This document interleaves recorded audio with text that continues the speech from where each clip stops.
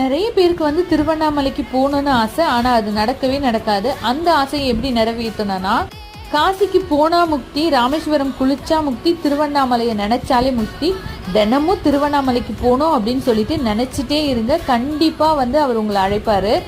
என்னாலலாம் அங்கே போக முடியாதுன்னு நினைக்காதீங்க. தினமும் அவர்கிட்ட கேளுங்க, நான் உன்னை பார்க்க வரணும் அப்படின்னு சொல்லிட்டு கண்டிப்பாக உங்களை பார்க்க அழைப்பாரு. பௌர்ணமிக்கு தான் கோவிலுக்கு போகணுன்னு எந்த ஒரு கட்டாயமும் இல்லை. எந்த நாள் தான் வேணால் போகலாம். நீங்கள் பௌர்ணமியில் மட்டும் இந்த கோவிலுக்கு போயிட்டீங்கன்னா இந்த ஒரு இடத்த நீங்கள் மிஸ் பண்ணிடுவீங்க. அது என்ன இடம்னா, முருகர் வந்து அருணகிரிநாதருக்கு வந்து காட்சி அளித்த அந்த இடம் இருக்கும், அந்த மண்டபம் இருக்கும். அந்த மண்டபத்துக்கு நீங்கள் போகணுன்னு நினச்சிங்கன்னா நார்மல் டேஸில் போனால் மட்டும்தான் அந்த மண்டபத்துக்குள்ளே போக முடியும். அப்படி ஒண்டி அந்த மண்டபத்துக்கு நம்ம போனோன்னா முருகர் நாமக்கு அன்னைக்கு நாளே வந்து தரிசனம் செஞ்ச மாதிரி ரொம்ப சூப்பராக இருக்கும். இதை பற்றின தகவல் தெரிஞ்சுக்கணுன்னா மதியானம் லாங் வீடியோ வருது, மறக்காமல் செக் பண்ணி பாருங்கள். பாய், நெக்ஸ்ட் வீடியோ சந்திக்கிறேன்.